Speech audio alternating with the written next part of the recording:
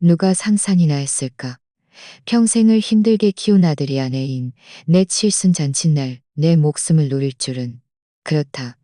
당신은 잘못 듣지 않았다. 그날 모든 친척과 친구들이 호텔에 모여 내 생일을 축하해 주었다. 겉으로는 흥청망청 식탁 가득 웃음꽃이 피었고 모두들 내가 복 많고 효심 깊은 자식들을 두었다고 입 모아 칭찬했다. 하지만 바로 그 자리에서 나는 가장 잔인한 장면을 내 눈으로 목격하고야 말았다. 처음엔 나도 믿을 수 없었다.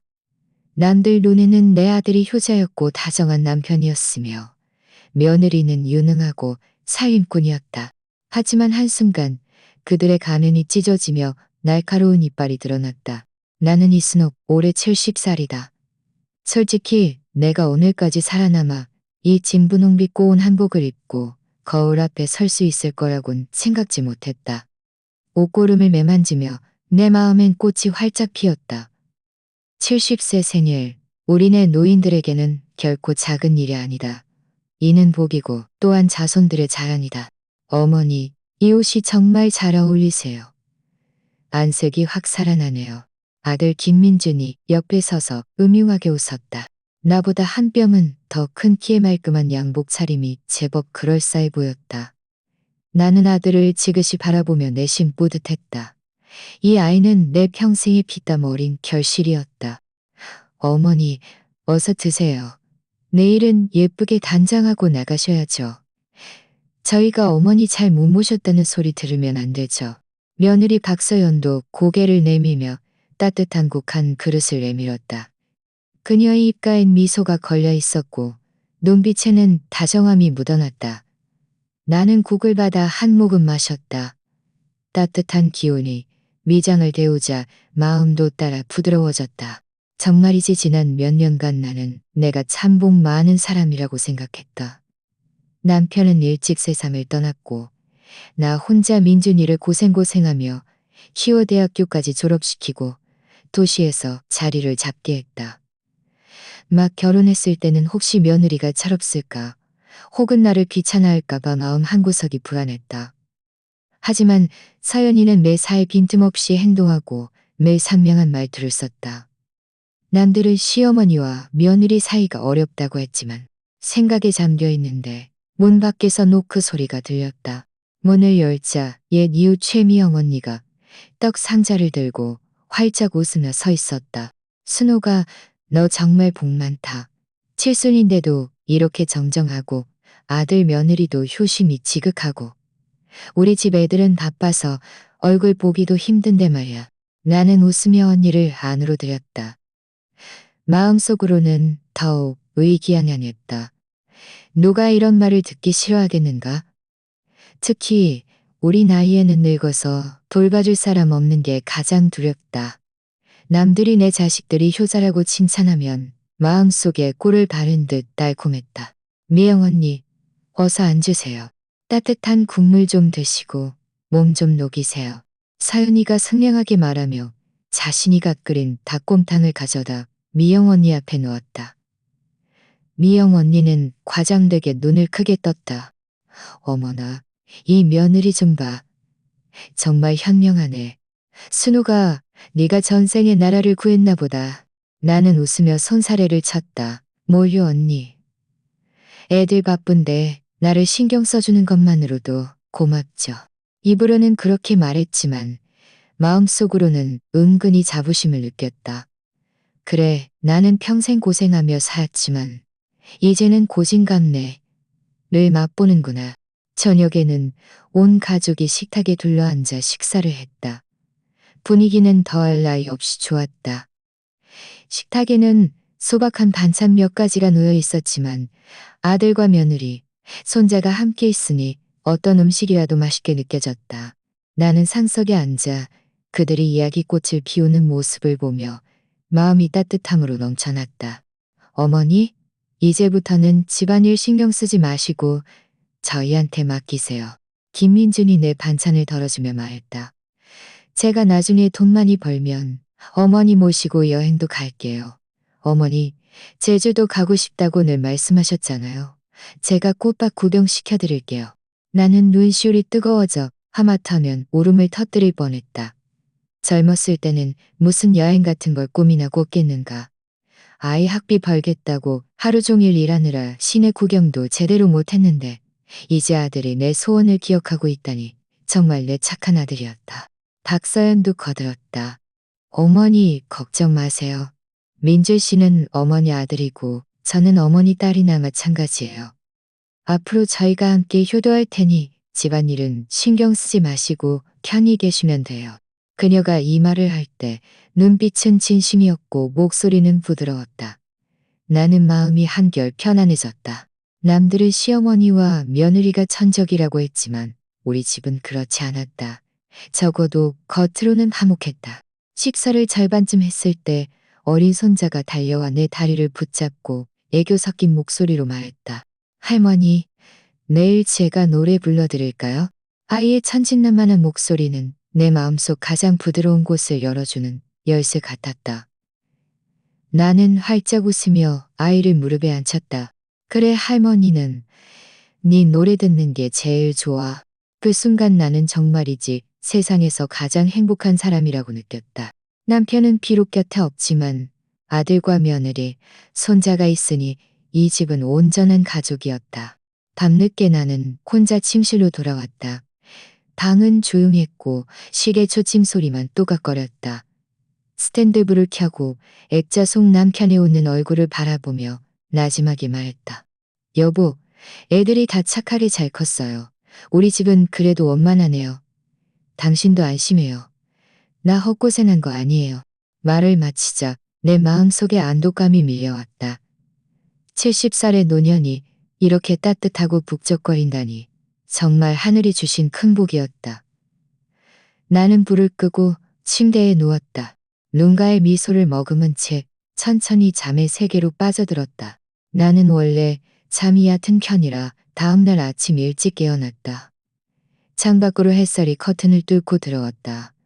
간밤에 북적거렸던 장면이 아직도 마음에 남아있어 가슴속이 훈훈했다. 오늘은 내 칠순 잔치. 민준이와 서연이가 호텔에서 성대한 잔치를 열어주겠다고 했다.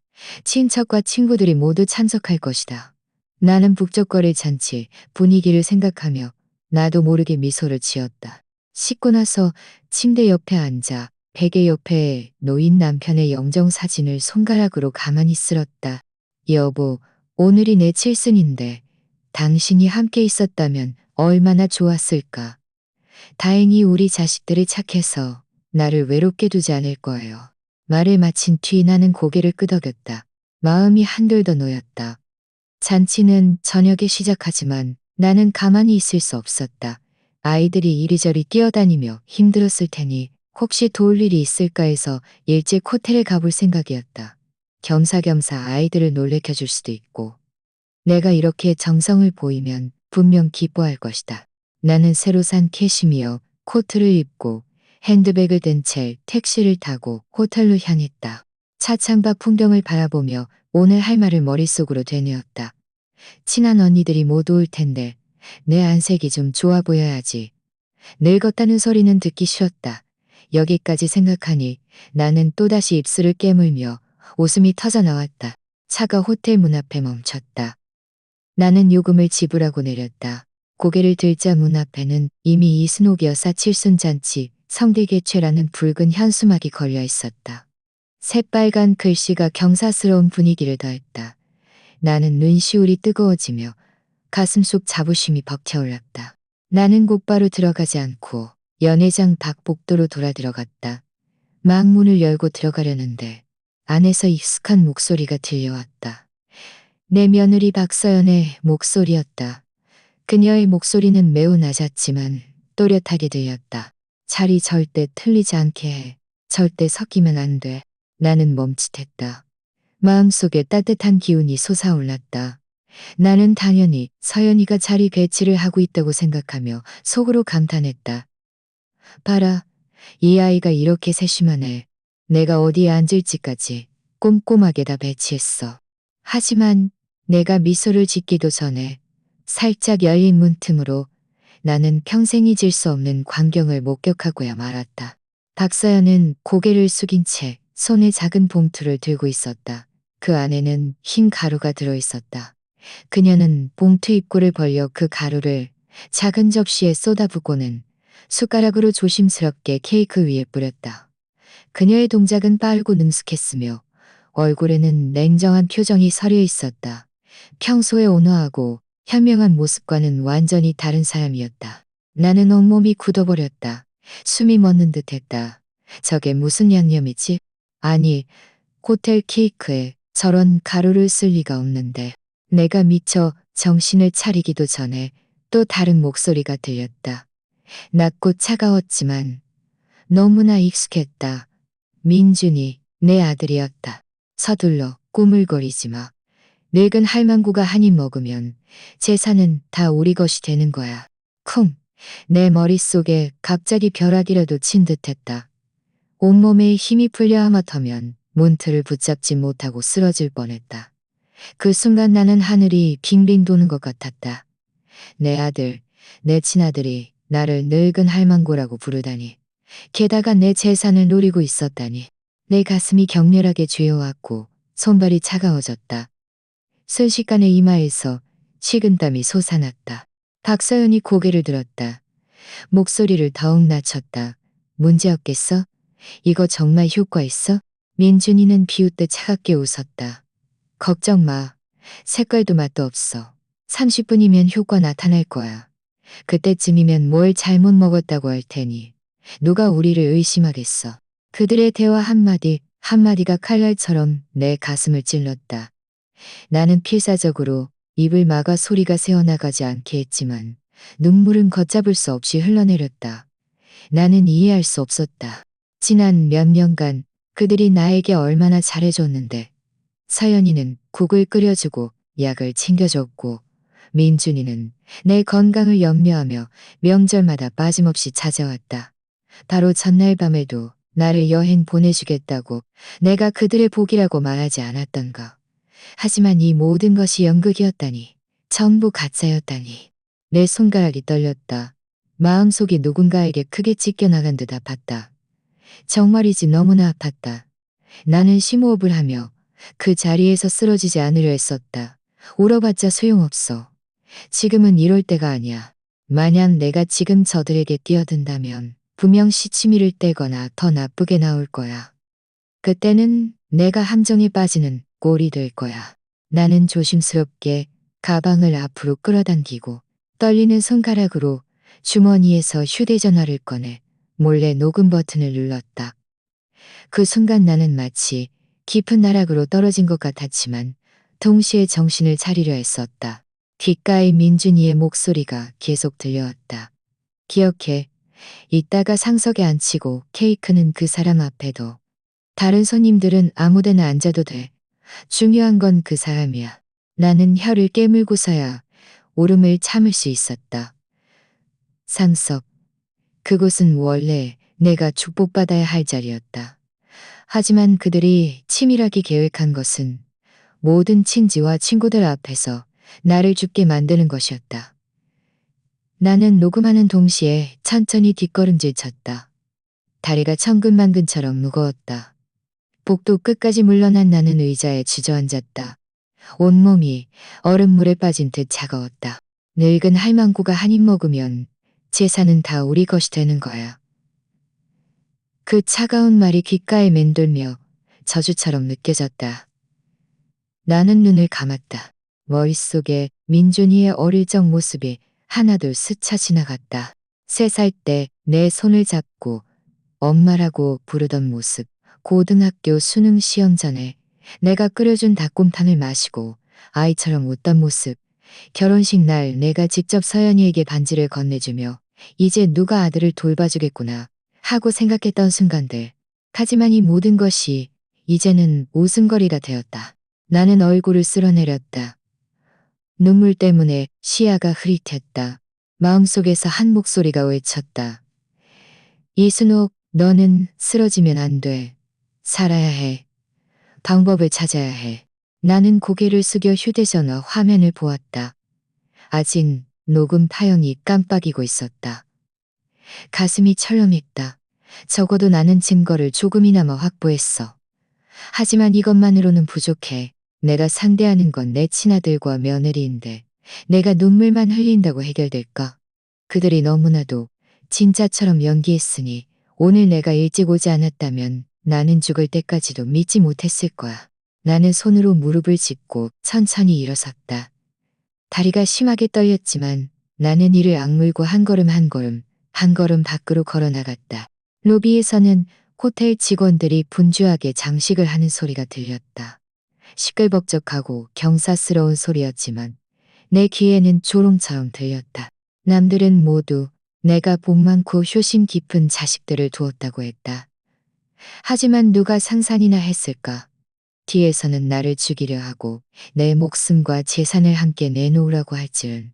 나는 온몸에 힘이 빠진 듯 연회장 박복도 의자에 지저앉았다.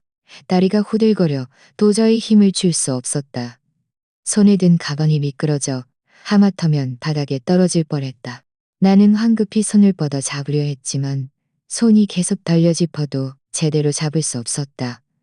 가슴을 돌로 세게 맞은 듯 아파서 숨조차 제대로 쉴 수 없었다. 나는 허리를 굽히고 고개를 푹 숙였다. 눈물이 뺨을 타고 쉼없이 흘러내려 내 손등을 적셨다. 내 눈앞은 온통 흐릿했다. 눈물이 끊어진 구슬처럼 뚝뚝 떨어졌다. 하지만 그 순간 머릿속에 여러 기억들이 스쳐 지나갔다. 민준이가 3살 때 처음으로 완전한 문장을 말하고는 애교 섞인 목소리로 엄마 하고 내 품에 안기던 모습. 그 목소리는 너무나 부드럽고 달콤해서 내 마음을 녹였다. 그때 민준이의 동그란 얼굴은 웃으면 눈이 반달처럼 휘어졌고 나는 아이를 안고 이 아이가 내 목숨줄이구나 하고 생각했다. 초등학교 때 민준이가 수학 시험을 망치고 이불 속에서 몰래 울던 적이 있었다. 내가 이불을 걷어내자 아이의 작은 얼굴은 눈물범벅이었다. 나는 아이를 위로하며 달랬다. 괜찮아. 우리 다시 공부하면 돼. 엄마가 같이 해줄게. 아이는 훌쩍이며 눈물 가득한 눈으로 나를 보며 고개를 힘껏 끄덕였다. 엄마, 저 나중에 꼭 성공할게요. 그때 나는 이 아이가 장래가 촉망되고 나중에 꼭 은혜를 갚을 거라 생각했다. 고등학교 수능 시험을 앞둔 해 나는 필사적으로 아르바이트를 했다.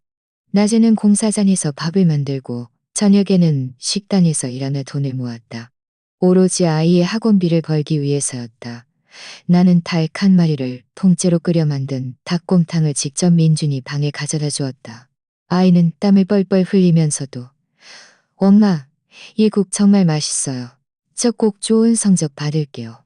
심지어 민준이의 결혼식 날도 생생하게 기억한다.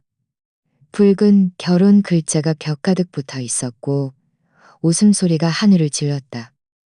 나는 직접 사연이 손에 반지를 건네주며 눈시울을 붉혔다.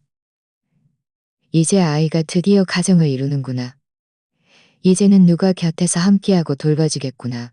그 순간 나는 남편이 하늘에서도 편히 쉴 거라 생각했다. 하지만 지금은 어떤가. 이 모든 따뜻한 장면들이 산산이 부서진 유리처럼 무너져 내렸다. 예전의 웃음소리, 예전의 다정함, 이제는 모두 변질되었다. 그들의 효도는 전부 남들에게 보여주기 위한 것이었다니. 나는 그들의 눈에 그저 살덩어리, 재산, 아직 숨이 끊어지지 않은 늙은 할망구에 불과했다니. 마음속에 무언가가 뚝 끊어졌다. 가슴이 찢어지는 듯 아파서 소리조차 낼 수 없었다. 눈물이 흐르면 흐를수록 나는 온몸이 얼음물에 빠진 듯 차가웠다. 주변의 공기마저 얼어붙은 것 같았다. 그냥 이렇게 죽어버릴까. 어차피 남편도 없는데 70까지 살았으면 충분하지 않나. 어쩌면 눈을 감으면 아무것도 생각할 필요 없이 해방될지도 몰라. 하지만 이 생각이 들자마자 나는 몸을 세게 떨었다. 안 돼. 절대 안 돼. 만약 내가 정말 죽는다면 그들의 뜻대로 되는 거잖아.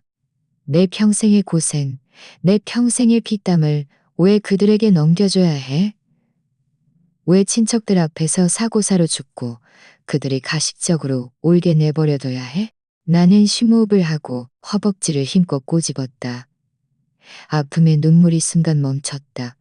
통증이 나를 정신 차리게 했다. 나는 자신에게 말했다. 울어도 소용없어. 마음 약해져도 소용없어. 환상은 더더욱 소용없어. 이순옥, 너는 쓰러지면 안 돼. 방법을 찾아야 해. 살아서 그들의 진짜 얼굴을 밝혀내야 해. 그래, 나는 더 이상 물러설 곳이 없었다. 죽는 것은 너무 쉬웠다. 살아남는 것만이 유일한 선택이었다. 나는 고개를 숙였다. 손가락은 여전히 떨렸지만 나는 조금씩 지퍼를 열어 가방 안에서 휴대전화를 꺼냈다. 화면이 켜지는 순간 내 마음속에 작은 불꽃이 피어나는 것 같았다. 나는 조심스럽게 녹음 버튼을 누르고 휴대전화를 가방 입구에 두어 아내 대화 소리가 명확하게 녹음되도록 했다.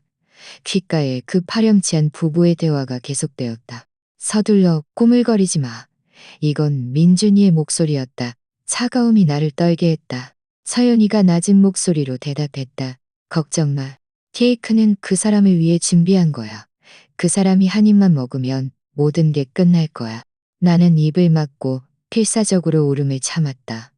휴대전화 화면에서 녹음 파형이 춤을 추고 있었다. 나는 그것을 응시하며 조금씩 마음을 가라앉혔다. 적어도 지금은 그들의 죄를 증명할 증거를 확보했어. 하지만 마음속의 고통은 여전히 칼로 찌는 듯했다. 나는 눈물을 흘리면서 속으로 물었다. 왜? 내가 그들의 엄마인데 어떻게 그렇게 잔인할 수 있어?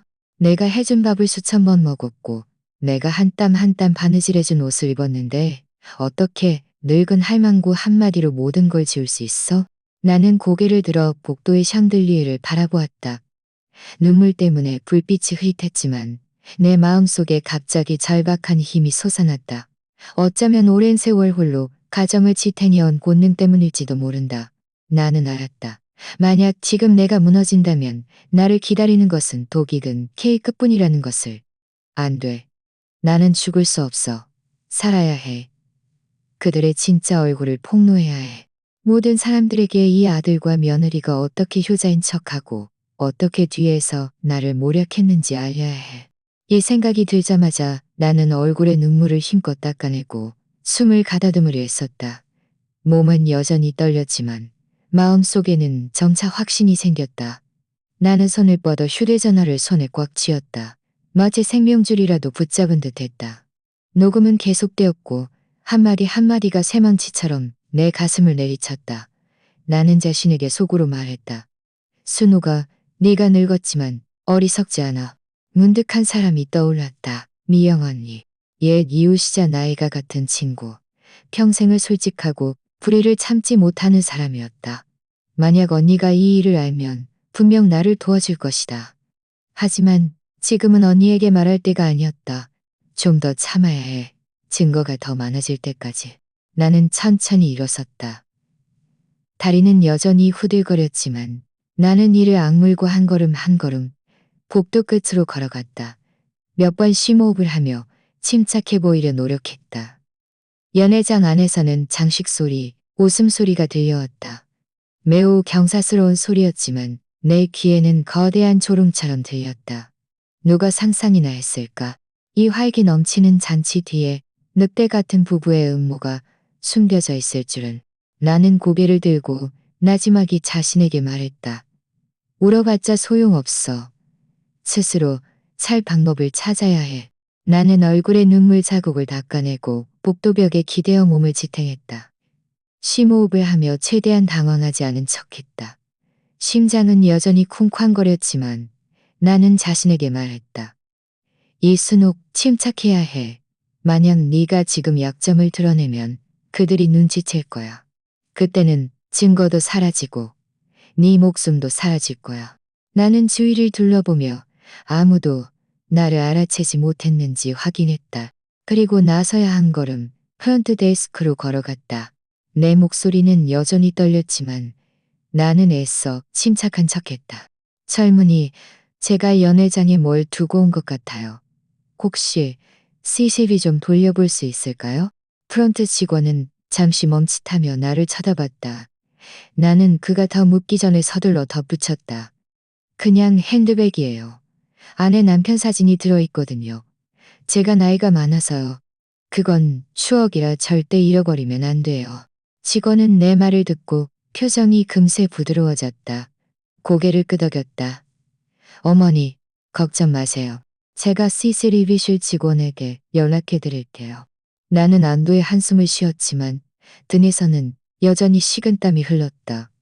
젊은 사람에게 말 한마디 하는데도 이유를 잘 생각해내야 했다니.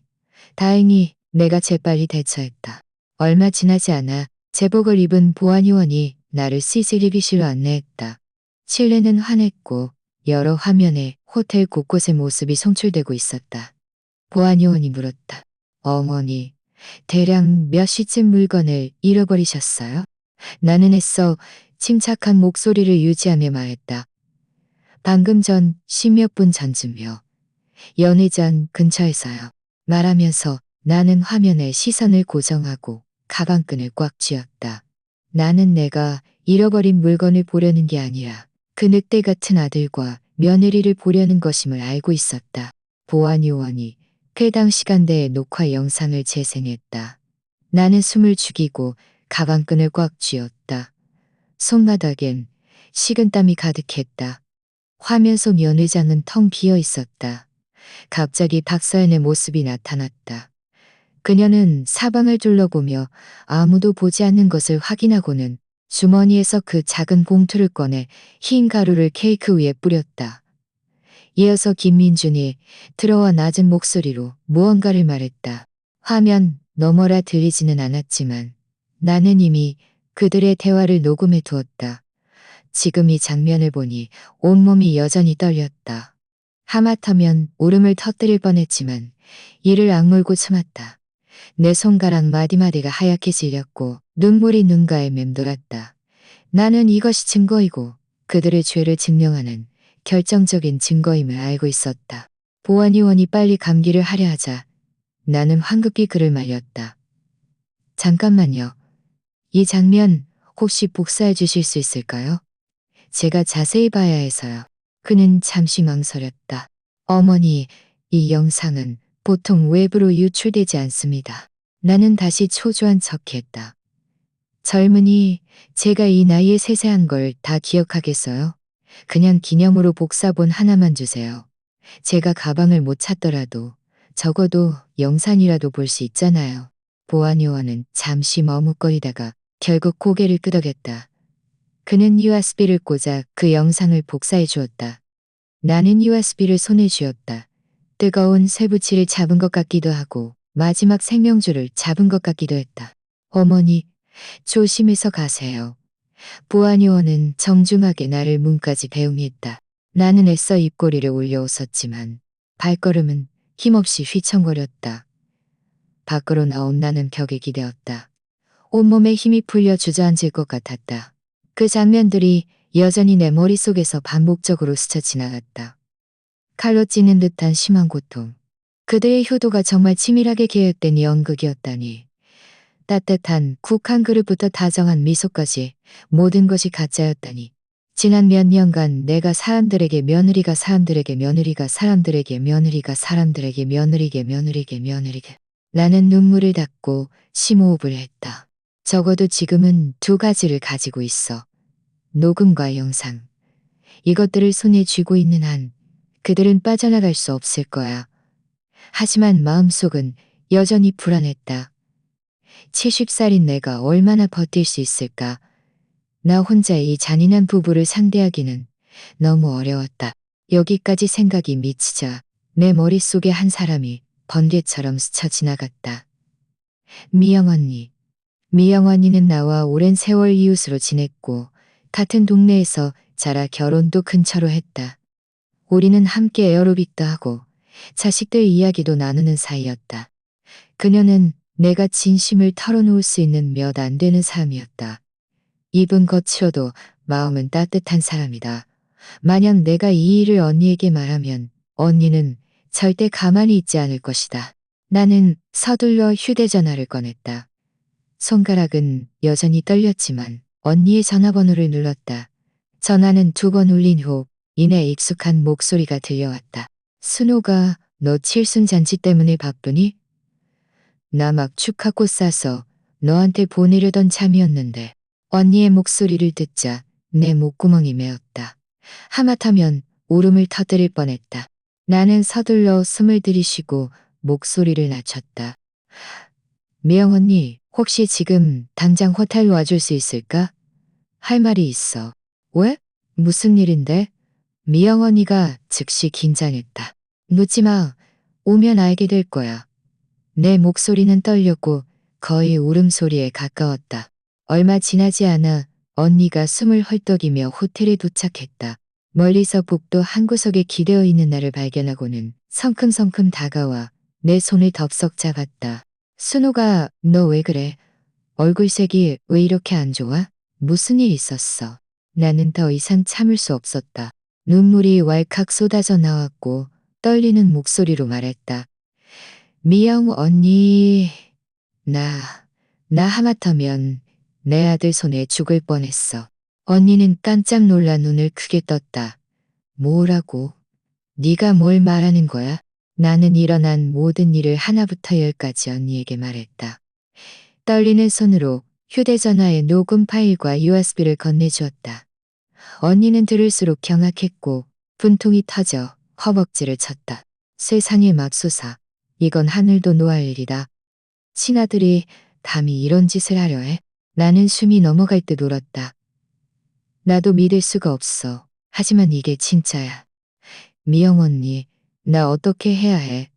만약 내가 이 사실을 밝히면 친척들이 나를 비웃지 않을까? 자식 교육을 잘못했다고 할까?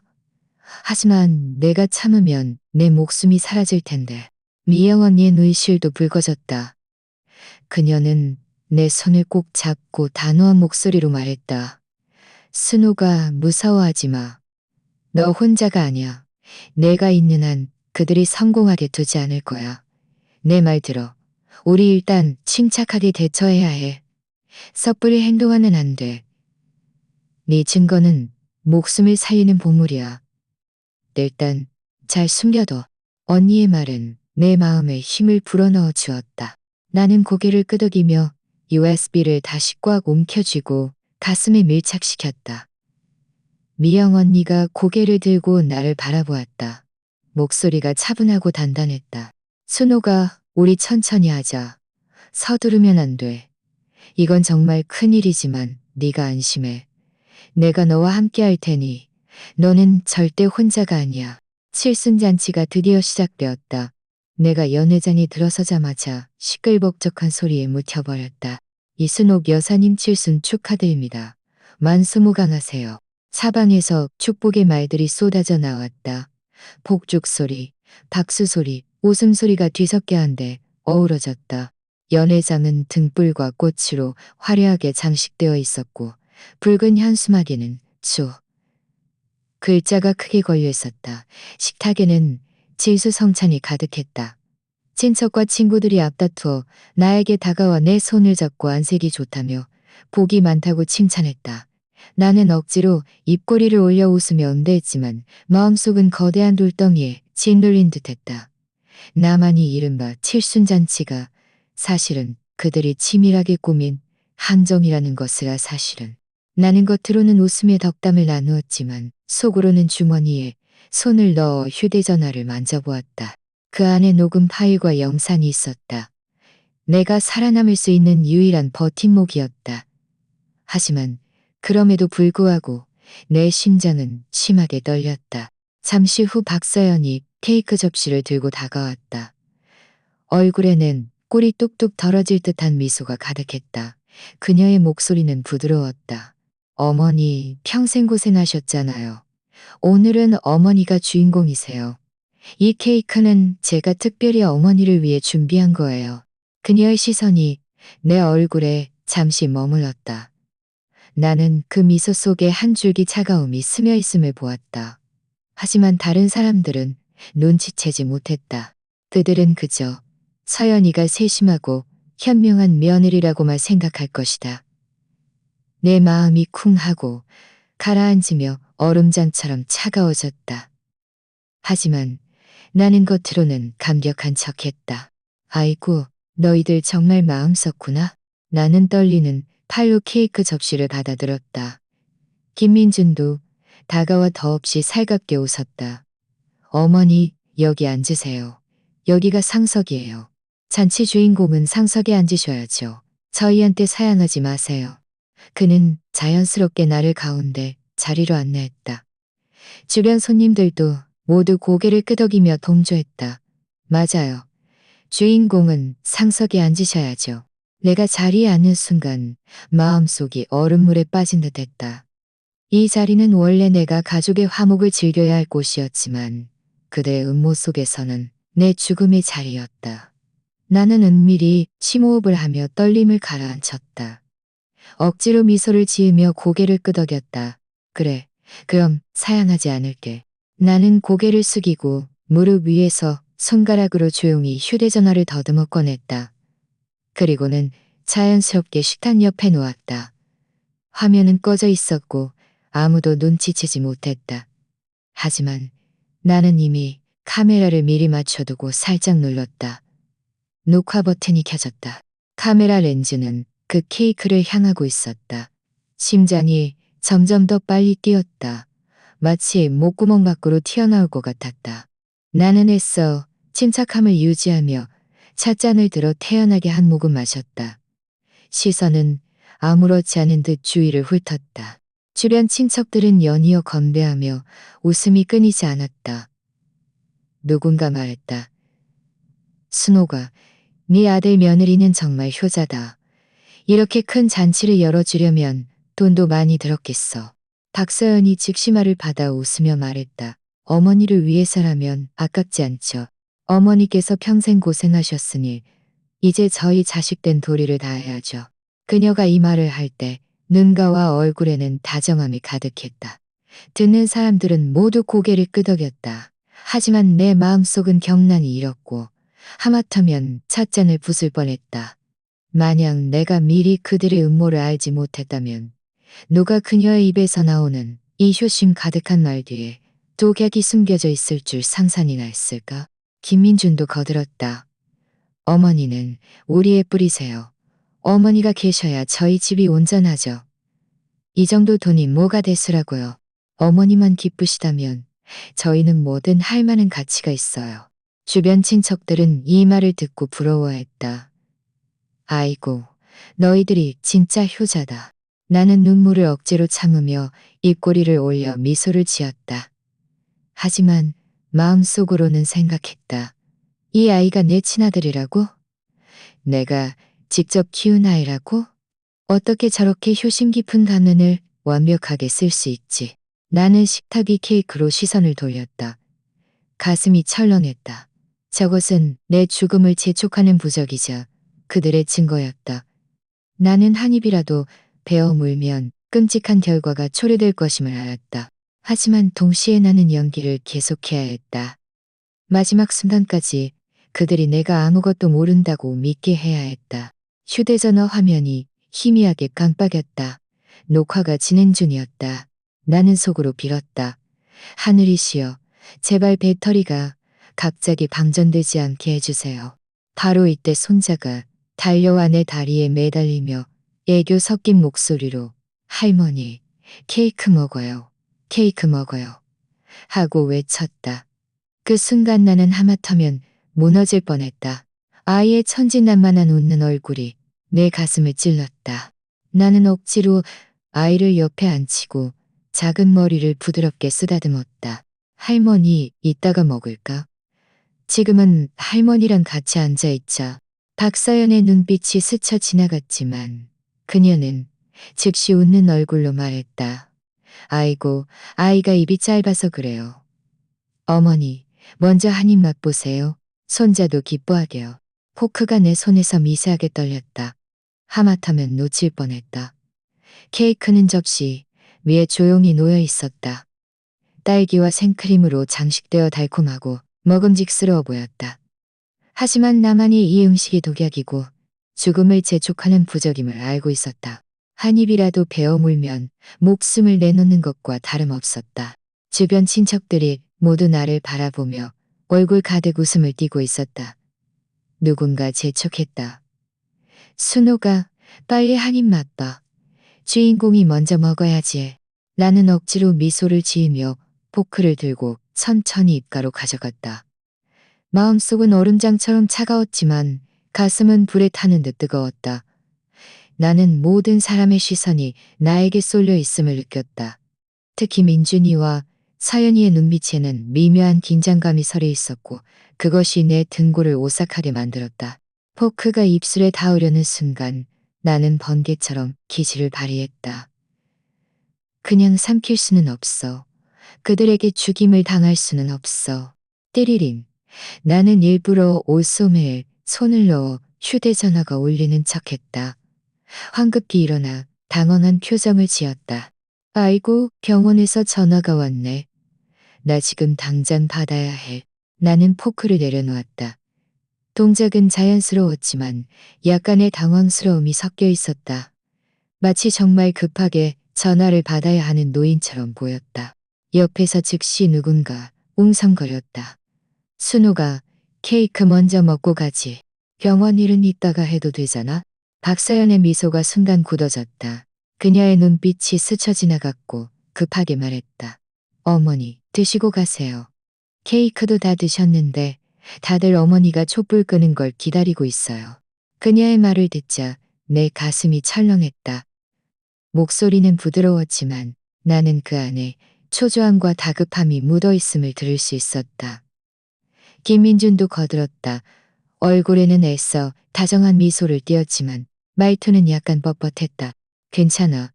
병원에 무슨 급한 일이 있겠어? 게다가 어머니 몸도 건강하시잖아. 그렇게 긴장할 필요 없어. 이리 와서 드세요. 다 드시면 저희가 병원에 같이 가드릴게요. 그의 표정이 흔들렸다.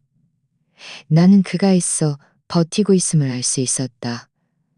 그는 입으로는 다정하게 말했지만 눈빛은 내 손을 뚫어져라 쳐다보고 있었다. 마치 나에게 케이크를 빨리 먹으라고 재촉하는 듯했다. 내 가슴에 한 줄기 싸늘한 기운이 솟아났지만 나는 망설이는 척하며 휴대전화를 들고 밖으로 걸어갔다. 안 돼, 안 돼. 이건 의사 선생님이 전화한 거야. 가봐야 해. 정기 검진에서 무슨 문제가 생긴 건지도 몰라. 어머니. 박서연의 목소리가 갑자기 높아졌다. 그녀는 손을 뻗어 나를 막으려 했고 다급하게 말했다. 병원 전화는 덕담을 끊을 수 없잖아요. 주변 친척들도 이 말을 듣고 웃으며 거들었다. 맞아요, 순호가. 케이크 한 입 먹고 가요. 이렇게 많은 손님들이 다 보고 있는데 나는 웃으며 손사래를 쳤다. 어쩔 수 없다는 듯. 아이고, 다들 재촉하지 마세요. 제가 마음이 너무 불안해서 그래요. 이 나이에 병원 전화는 감히 미룰 수가 없죠. 너희들은 먼저 드시고 계세요. 내가 돌아와서 다시 얘기할게요. 말을 마친 나는 서둘러 밖으로 걸어 나갔다. 발걸음은 심하게 흔들렸다. 한 걸음 한 걸음이 손 위를 걷는 것 같았고 다리가 하마터면 부러질 듯 떨렸다. 나는 등 뒤에서 수많은 시선이 나를 쫓고 있음을 느꼈다. 특히 민준이와 서연이의 눈빛은 칼날처럼 내 등을 찔렀다. 나는 감히 뒤돌아볼 수 없었다. 그저 정말 병원에 급히 가는 척하며 속으로 하늘이시여 저를 도와주세요 하고 되뇌었다. 드디어 나는 육중한 연회장 문을 밀고 나갔다. 바깥 공기가 한순간에 얼굴에 와닿았다. 차가운 바람을 들이마시는 순간 나는 마치 다시 태어난 것 같았다. 마치 죽음의 문턱에서 도망쳐 나온 것 같았다. 하지만 나는 멈출 수 없었다. 만약 지금 망설이다가 그들에게 쫓겨 다시 끌려간다면 그때는 정말 끝장이라는 것을 알고 있었다. 나는 호텔 복도를 빠르게 걸어갔다. 구두굽 소리가 바닥에 또각또각 울렸다. 한 걸음 한 걸음이 내 가슴을 치는 듯했다. 눈물이 눈가에 맺혔지만 나는 멈출 수도 올 수도 없었다. 그저 앞만 보고 달려나갔다. 로비 문에 다다르자 나는 손을 뻗어 한 직원분을 붙잡았다. 목소리가 떨렸다. 젊은이, 택시 좀 불러주세요. 병원에 가야 해요. 직원은 내 얼굴이 새하얗게 질린 것을 보고 내가 정말 아픈 줄 알고 즉시 고개를 끄덕였다. 네, 어머니. 잠시만 기다려주세요. 나는 속으로 은밀히 고마움을 느꼈지만 등에서는 식은땀이 멈추지 않고 흘렀다. 나는 고개를 돌려보니 연회장 문이 아직 살짝 열려 있었다. 안에서 희미하게 소란스러운 소리가 들렸다. 그 부분은 분명 안에서 억지로 웃고 있을 것이다. 하지만 나는 그들이 마음속으로는 분명 당황했을 거라는 것을 알았다. 드디어 택시 한 대가 문 앞에 멈췄다. 나는 떨리는 다리로 차에 올랐다. 차문이 닫히자 비로소 긴 한숨을 내쉴 수 있었다. 손바닥에는 땀이 흥건했고 옷등도 땀으로 축축했다. 어머니, 어디로 가실까요? 기사가 물었다. 나는 잠시 멈칫하다가 이내 말했다. 경찰서요. 목소리는 비록 떨렸지만 더없이 단호했다. 택시가 경찰서 문 앞에 멈췄다. 나는 거의 다리를 끌다시피 차에서 내렸다. 차가운 바람이 불어오자 나는 온몸이 식은땀으로 흠뻑 젖어 옷이 등에 달라붙어 마치 물에서 막 건져낸 듯하다는 것을 깨달았다. 나는 손에 든 가방을 꽉 움켜쥐고 심호흡을 했다. 이를 악물고 안으로 들어섰다. 로비는 환했다. 몇몇 경찰관들이 책상에 앉아 바쁘게 일하고 있었다. 내가 들어오는 것을 보고 한 젊은 경찰관이 고개를 들고 물었다. 어머니, 무슨 일로 오셨습니까? 내 목구멍이 무언가에 막힌 듯했다. 목소리가 입안에서 맴돌다가 한참 만에 겨우 한마디를 짜냈다. 신고하려고요. 젊은 경찰관의 눈빛이 변하더니 즉시 일어섰다. 어머니, 서두르지 마시고 저를 따라오세요. 그는 나를 안쪽 사무실로 안내했다. 문을 열자 50대쯤 되어 보이는 남자 경찰관이 책상 뒤에 앉아 서류를 넘겨보고 있었다. 그의 눈썹은 침착했고 튼튼한 체격은 뼈대 있는 사람의 기계를 풍겼다. 사람을 안심시키는 분위기였다. 젊은 경찰관이 김경희님, 어머니께서 신고할 일이 있으시답니다. 하고 말했다. 그 남자 경찰관이 고개를 들자 그의 시선과 내 시선이 마주쳤다. 그는 나를 한번 쳐다보더니 내 안색이 좋자고더니 내 안색이 좋자거니 내 안색이 좋쳤다. 어머니 당황하지 마시고 무슨 일인지 천천히 말씀해 주세요. 내 목구멍이 메어왔다. 하마터면 눈물이 쏟아질 뻔했다. 나는 떨리는 손으로 가방을 책상 위에 놓고 그 안에서 휴대전화와 USB를 꺼내 그의 앞으로 밀었다. 경희님, 저 증거가 있어요. 제 아들과 며느리가. 김경희의 눈썹이 찌푸려지며 표정이 심각해졌다. 그는 휴대전화의 녹음 파일을 재생하고 몇 초간 조용히 들었다. 그 안에는 민준이의 차가운 목소리가 너무나 또렷하게 들렸다. 늙은 할망구가 한 입 먹으면 재산은 다 우리 것이 되는 거야. 내 눈물이 걷잡을 수 없이 흘러내렸다. 나는 흐느끼며 말했다. 이 아이가 제 친아들이에요. 저를 독살하려 했어요. 김경희는 침착한 눈빛으로 USB를 컴퓨터에 꽂아 영상을 재생했다. 화면에는 박서연이 케이크에 가루를 뿌리는 장면이 고스란히 담겨 있었다. 그는 영상을 볼수록 얼굴색이 창백해졌다. 마침내 그는 손에 든 펜을 내려놓았다. 목소리는 낮았지만 힘이 있었다. 이건 살인 미수입니다. 나는 온몸이 떨렸다. 눈물이 멈추지 않고 흘러내렸다. 그 순간 마음속은 아프고 동시에 두려웠다. 내 자식을 이런 식으로 고발하게 될 줄은 상상도 못했다. 김경희는 나를 보며 단호한 어조로 말했다. 어머니, 안심하세요. 이 사건은 저희가 즉시 수사하겠습니다. 오늘 밤 잔치는 아직 진행 중이죠? 저희가 즉시 잠복해서 그들을 현행범으로 체포하겠습니다. 나는 얼굴을 감싸고 흐느꼈다. 경희님, 저에게는 이 아들 하나뿐이에요. 제가 힘들게 키웠는데 어떻게 그렇게 잔인할 수 있죠? 돈이 필요하면 말하면 안 주겠어요? 하지만 그는 제 목숨을 요구했어요. 말하면서 나는 온몸을 떨며 책상에 엎드려 흐느꼈다. 김경희는 급히 말을 하지 않았다. 그저 묵묵히 티슈를 건네주며 내가 천천히 진정되기를 기다렸다. 내가 조금 진정되자 그의 목소리가 부드러워졌다. 어머니, 이게 어머니께 너무나 잔인한 일이라는 것을 압니다. 하지만 기억하세요. 법이 어머니 편에 서서 정의를 찾아줄 겁니다. 효도는 꾸며낼 수 없는 겁니다. 진심과 위선은 언젠가 드러나기 마련이죠. 나는 고개를 들어 눈물 가득한 눈으로 그를 바라보았다.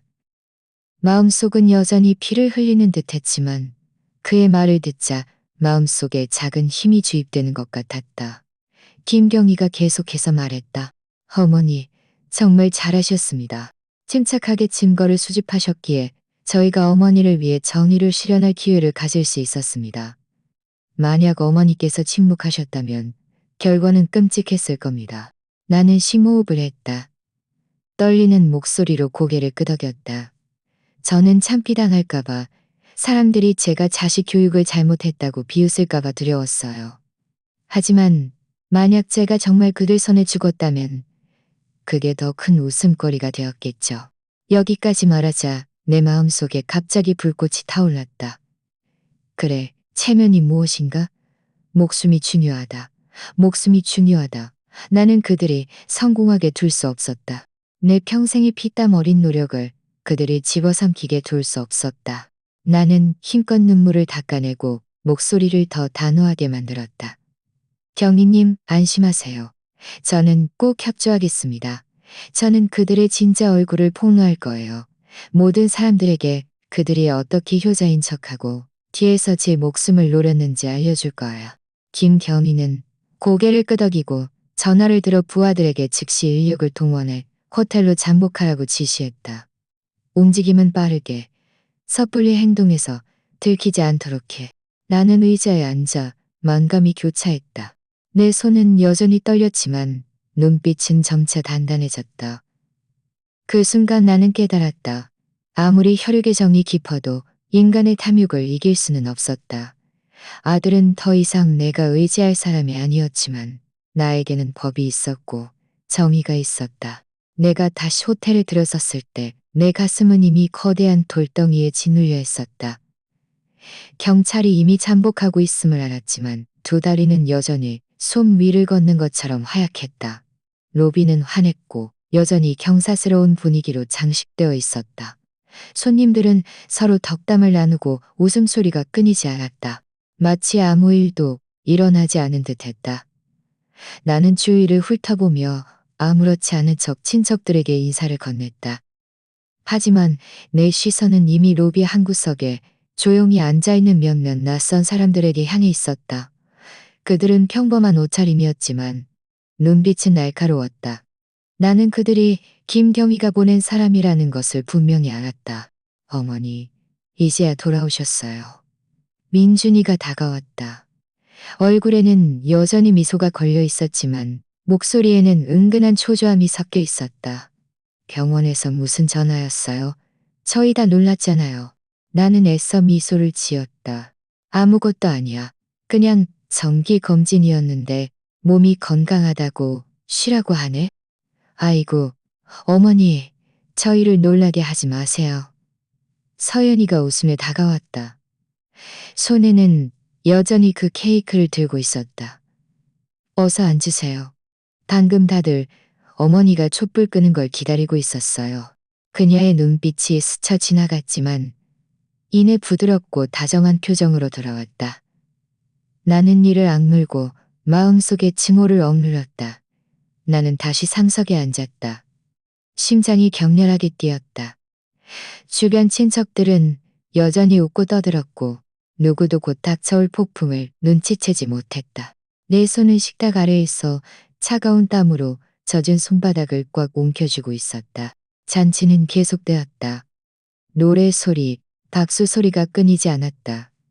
모든 사람이 활기찬 분위기에 흠뻑 젖어 있을 때 로비의 불빛이 갑자기 어두워졌다. 이어서 무대 위의 스크린이 천천히 밝아졌다. 처음에는 손님들이 축하 영상이 나올 줄 알고 박수치며 환호했다. 하지만 다음 순간 화면에는 눈을 찌르는 듯한 장면이 나타났다. 박서연이 허리를 굽혀 작은 흰 가루 봉투를 케이크에 뿌리는 장면이 스크린에 너무나 선명하게 비쳤다. 이어서 민준이가 낮은 목소리로 재촉했다. 서둘러 늙은 할망구가 한 입 먹으면 재산은 다 우리 것이 되는 거야.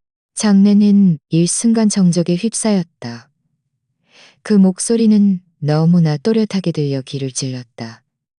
한마디 한마디가 벼락처럼 연회장에 울려 퍼졌다. 손님들은 처음에는 멍하니 있다가 이내 술렁거리기 시작했다. 누군가는 입을 가리고 비명을 질렀다. 세상에. 누군가는 경악하며 외쳤다. 이게 순옥 언니의 아들 며느리라고? 내 가슴이 철렁했다. 눈물이 눈가에 맺혔다. 나는 이 순간이 올 것을 이미 알고 있었지만 진실이 모든 사람 앞에 적나라하게 드러나자 여전히 숨조차 제대로 쉴 수 없을 만큼 고통스러웠다. 이건 진짜가 아니야. 민준이가 벌떡 일어났다. 얼굴은 새하얗게 질렸고 목소리는 떨렸다.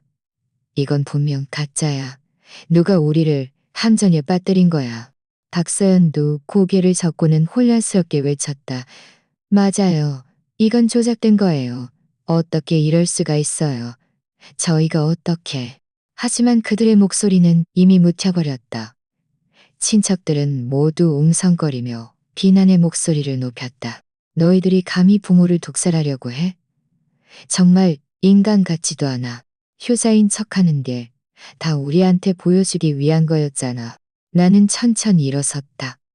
다리는 여전히 떨렸지만 내 목소리는 떨림에도 불구하고 장내에 울려 퍼졌다. 효도, 너희들의 감회는 여기까지야. 나는 그들을 바라보았다. 마침내 눈물이 흘러내렸다. 민준아, 너는 내가 직접 키운 아들이잖아.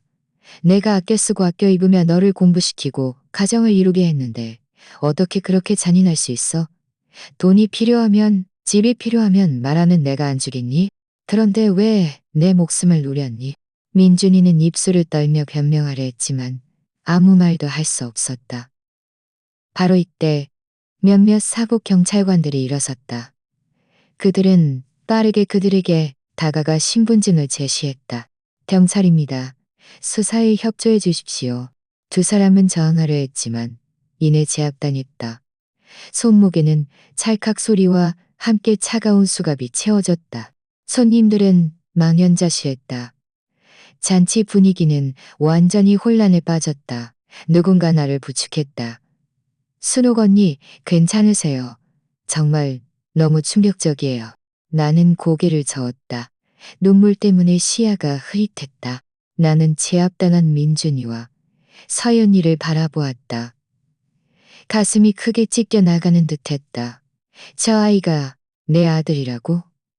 하지만 그는 직접 나를 늙은 할망구라고 부르고 직접 내 목숨을 노렸어. 나는 이를 악물었다. 목소리는 떨렸지만 단호했다.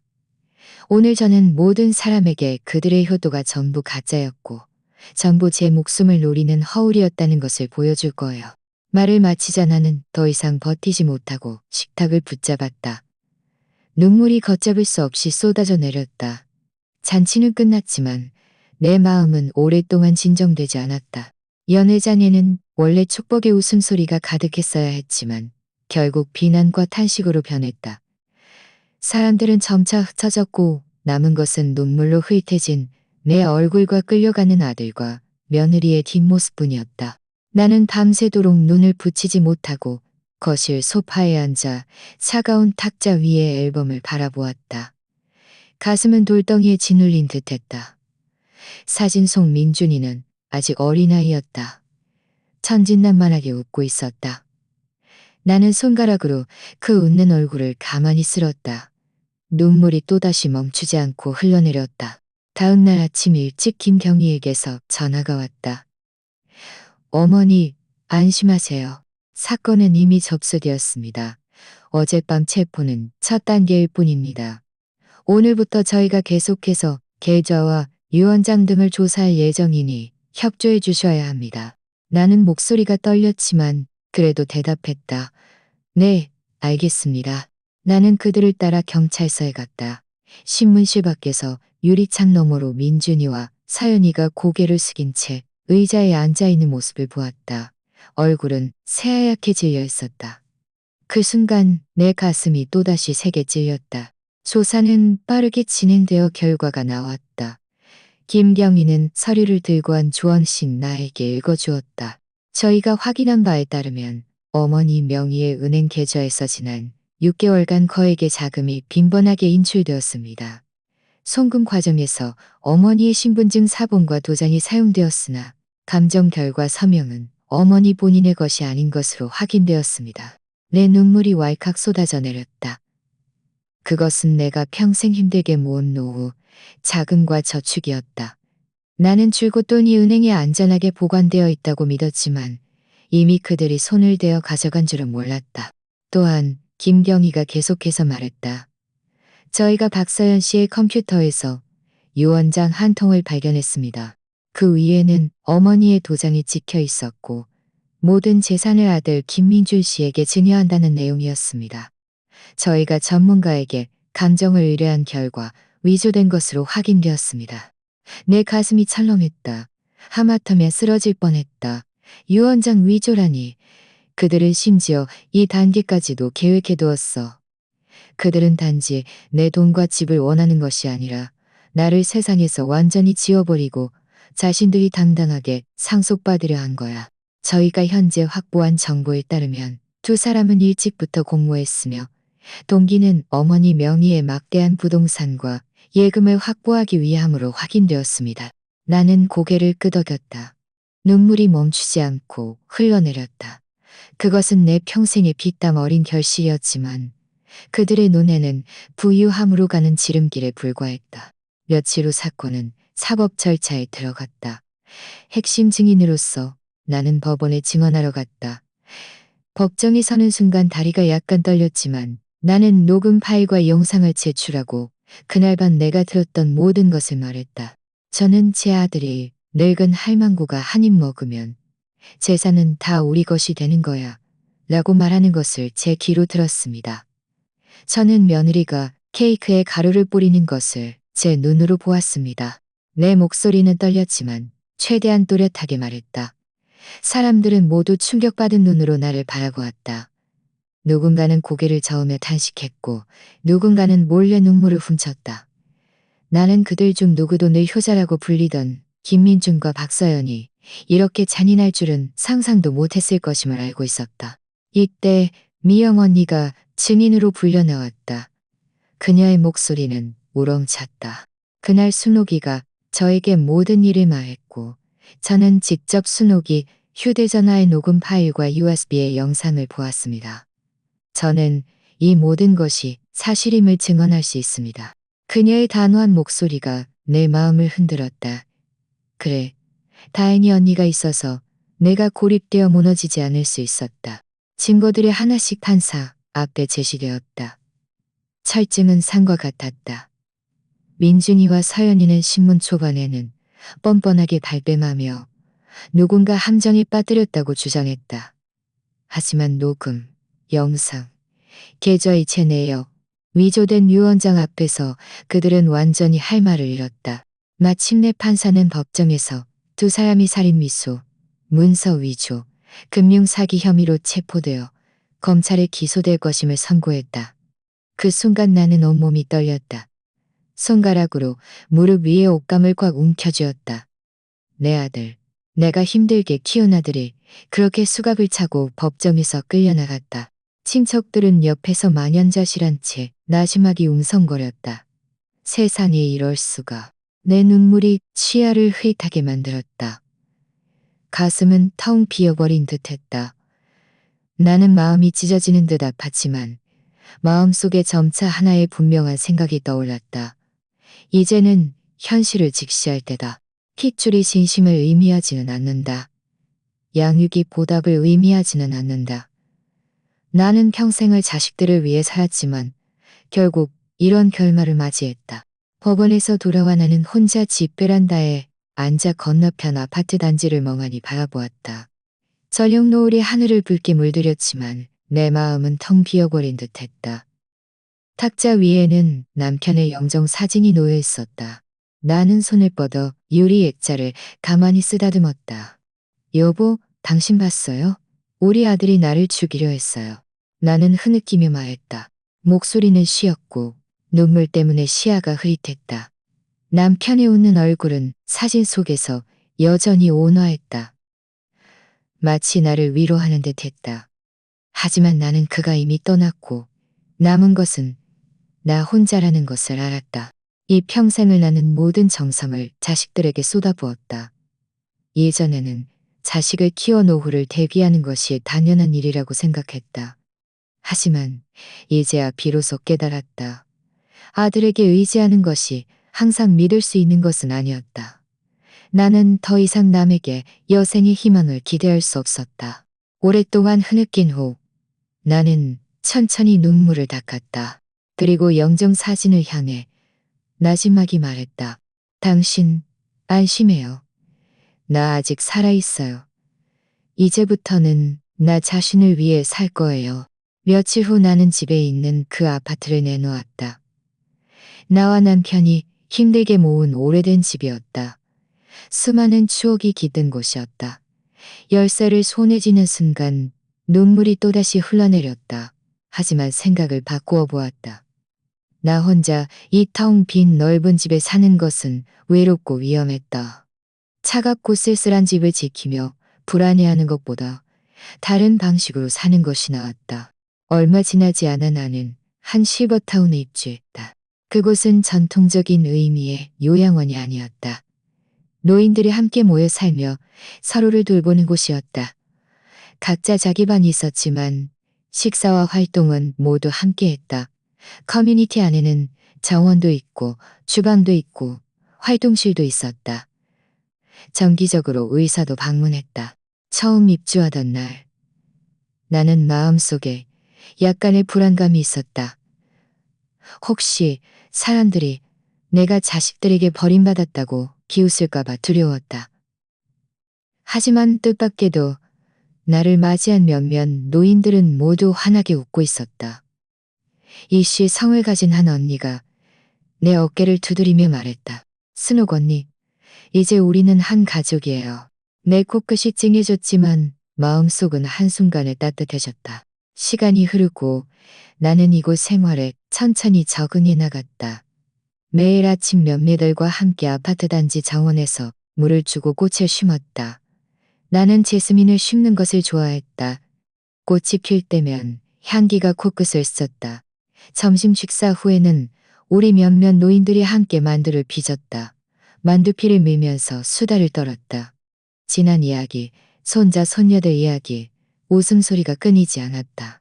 나는 미영 언니와 함께 앉아 이야기를 나누는 것을 좋아했다. 언니도 나중에 이곳으로 이사와서 웃으며 나에게 말했다. 봐라, 우리가 이렇게 실버타운에서 사는 게 집에서 구박받는 것보다 훨씬 낫지? 언젠가 나는 막 피어난 작은 제스민을 손에 들고 감탄사를 내뱉었다. 70살이 되어서 나는 내 인생이 이대로 끝인 줄 알았어. 이렇게 살게 될 줄은 몰랐는데. 미영 언니가 하아 웃었다. 누가 70살이면 집에서 죽을 날만 기다려야 한다고 했어? 마음만 늙지 않으면 새로운 세상을 살 수 있어. 언니의 말에 나는 웃음이 터져나왔다. 웃음 속에는 눈물도 섞여 있었다. 커뮤니티 안에는 활동실이 있었는데 벽에는 노년에도 배움이 있고 노년에도 즐거움이 있다는 8글자가 크게 붙어 있었다. 나는 그곳에 들어갈 때마다 고개를 들어 몇 번씩 더 보게 되었다. 나는 마침내 깨달았다. 노후는 의존하는 것이 아니라 선택하는 것이었다. 누구와 함께 어떻게 살 것인가가 가장 중요했다.